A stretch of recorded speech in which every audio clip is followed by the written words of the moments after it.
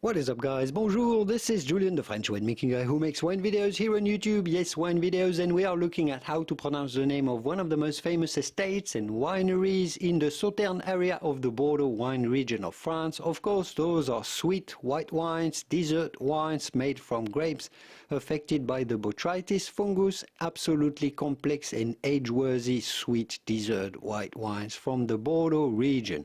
This is a chateau that is a Premier Grand Cru Classé, a classified growth of the famous 1855 classification of the wines from the left bank.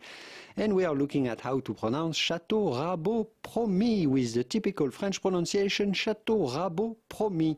The D to Rabaud is silent, A and U together form the sound O. So Rabaud, and then Promis, do not say promise, but rather Promis.